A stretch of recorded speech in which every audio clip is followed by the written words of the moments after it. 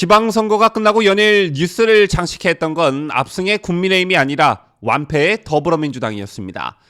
지방선거 참패의 원인을 놓고 이른바 친문과 친명이 세게 부딪히며 연일 뉴스 헤드라인을 장식하곤 했었는데요. 그 배경엔 지방선거 참패에 대한 책임론도 있지만 역시 본질은 당권을 쥐기 위한 권력 다툼이 자리하고 있습니다. 이런 분위기는 비단 민주당뿐만은 아닌데요. 국민의힘 이준석 대표가 총선 공천권을 쥔 차기 당권을 두고 윤심을 대변하는 윤핵관, 갈등 관계에 있는 안철수 의원 등과 정면 대결을 예고했습니다. 이 대표가 선거 직후 당혁신위원회를 설치하고 우크라이나를 방문하는 등 광폭 행보에 나서고 있는 것은 이 같은 대결을 준비하는 포석으로 풀이됩니다. 관련 소식 상세히 보도합니다.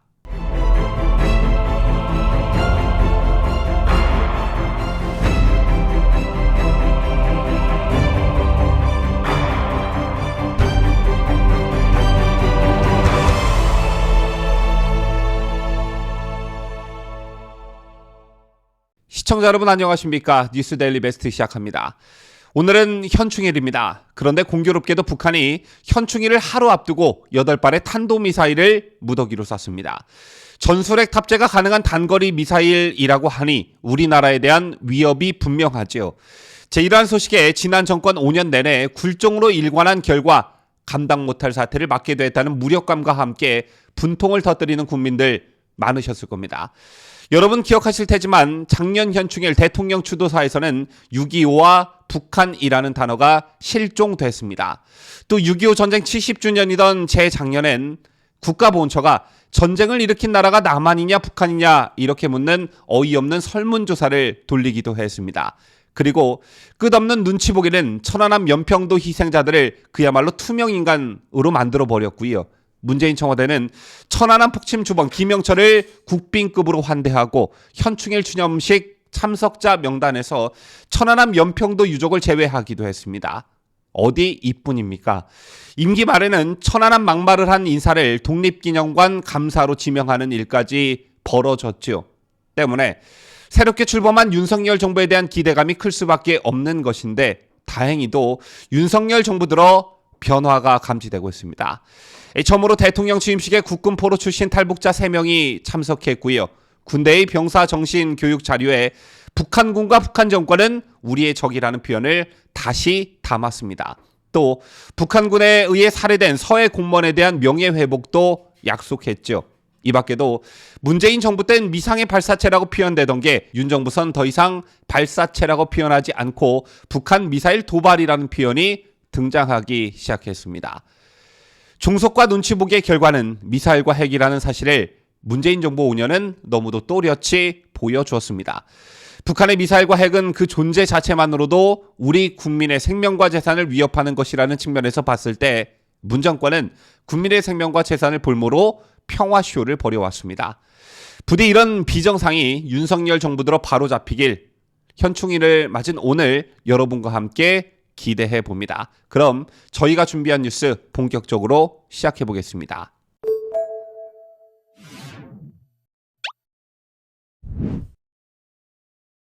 지방선거가 국민의힘 압승으로 끝나면서 연일 뉴스를 화려하게 장식했던 건 단연 더불어민주당이었습니다. 지방선거 완패 뒤 민주당 내 갈등이 본격적으로 표출되면서 굉장히 시끄러운 상황인데요. 이런 가운데 이번 주부터는 국민의힘도 좀 시끄러워질 전망입니다. 그 중심엔 이준석 당대표가 자리하고 있는데 여러분 아시다시피 지방선거가 끝난 후 이 대표는 예상과 달리 광폭 행보를 보이고 있죠. 이준석 대표는 선거 직후 최재형 의원을 중심으로 하는 당혁신위원회를 설치했고 현재는 전쟁 중인 우크라이나를 방문 중에 있습니다. 이준석이 선거 승리 이후에도 이렇게 발빠르게 움직이는 건 당권을 지키고 주도권을 쥐려는 치밀한 포석으로 볼 수 있는데요. 이 대표는 한 인터뷰에서 당연히 임기를 채운다. 유학설 같은 시나리오까지 만들어서 흘리는 이유는 간단하다. 그렇게 해야 나를 흔들 수 있기 때문이다. 라고 말한 바 있죠. 대선과 지방선거를 승리한 정당의 대표 입에서 당연히 임기를 채운다라는 말이 나온 것 자체가 본인도 일종의 위기의식을 갖고 있다. 이런 해석이 가능한 부분입니다. 때문에 우크라이나 행도 당대표 존재감을 표현하기 위한 하나의 전략이다. 또 혁신위원회를 띄운 것도 당권을 지키고 주도권을 주기 위한 포석이다. 이런 해석들이 나오고 있는 것인데요. 먼저 이준석이 띄운 최재형 의원을 중심으로 하는 혁신위원회와 관련한 부분부터 한번 살펴보도록 하죠. 자, 앞서 이 대표는 지방선거 다음 날인 지난 2일 2년 뒤 총선을 대비해 당원 민주주의 등 공천제도 개혁을 위해 혁신위를 설치하겠다고 밝혔습니다. 지방선거 다음 날 나온 이 같은 소식에 아마 대다수의 분들께서 의아하다는 반응을 보이셨을 텐데요. 총선은 2년이나 남았고 더군다나 2년 뒤 총선은 이준석 대표의 임기가 끝난 시점입니다. 때문에 그 속내에 대한 정치적 해석이 분분한 상황인데요. 친박과 친이가 심한 갈등을 빚었던 예전보다는 계파 구도가 많이 희석된 상태이지만 현재 국민의힘은 옛 바른미래당 세력에 이준석이 당대표가 되면서 그쪽으로 편승하는 세력이 더해져서 형성된 친이준석계, 그리고 대선 과정을 거치면서 형성된 이른바 친윤석열계, 또 이준석과 갈등 구조에 있는 안철수계, 크게 봐서 이렇게 3개 정도의 계파가 존재한다고 볼 수 있습니다.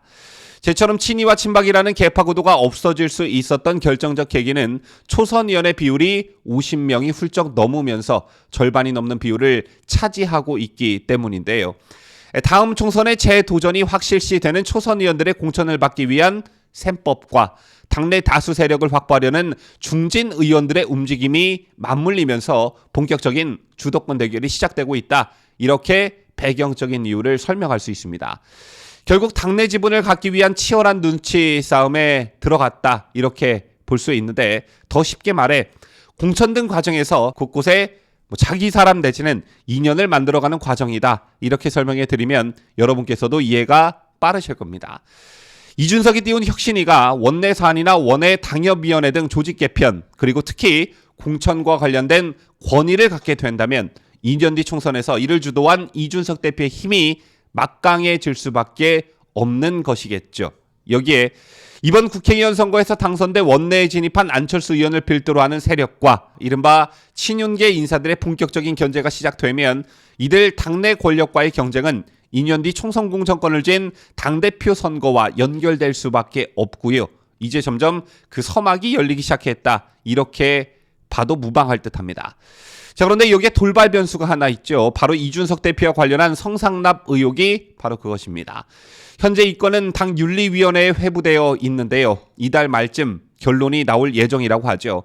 징계 수위에 따라 대표 자격 박탈 등 당권 구도가 송두리째 변화할 가능성이 있기 때문에 징계 수위에 관심이 모아질 수밖에 없는데 당원권 정지 이상의 징계가 확정되면 당대표 자격은 박탈됩니다.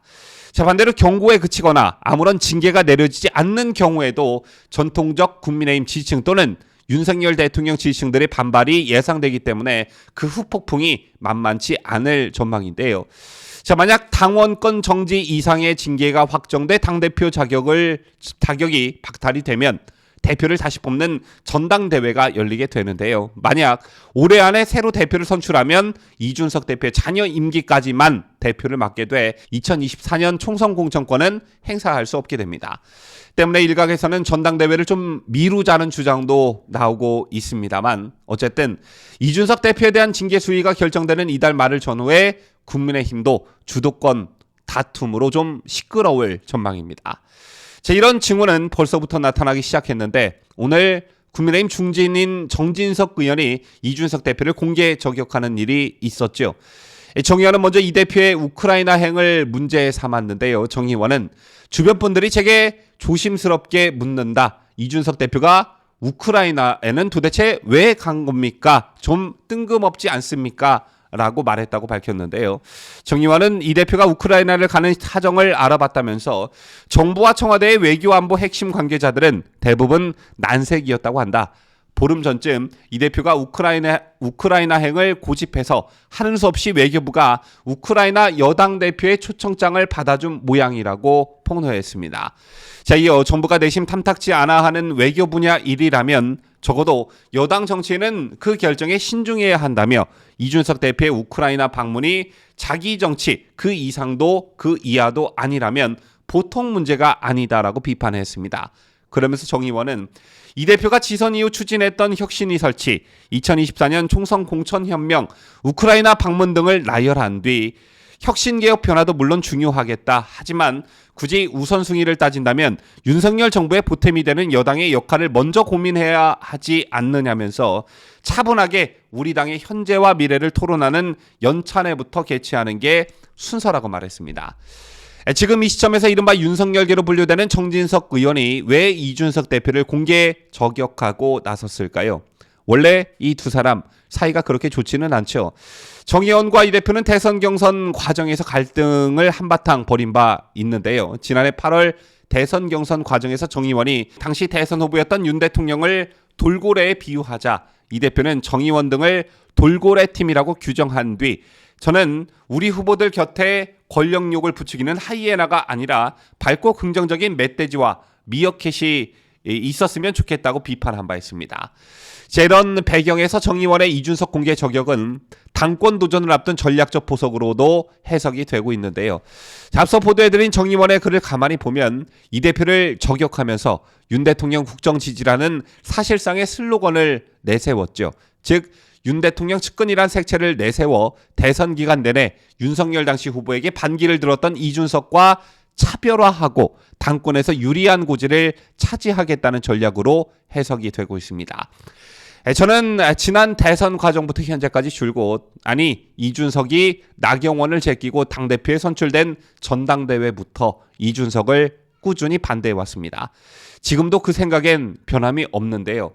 사람의 근본이라는 게 또 정치인의 근본이라는 것은 쉽게 변화하지 않는다는 저의 확고한 신념 때문입니다. 자, 그런 측면에서 여러분께서는 이준석이 가진 근본이 변화할 거라 보시는지요? 지금까지 저는 자유대한민국을 수호하는 뉴스데일리 베스트 민앵커였습니다.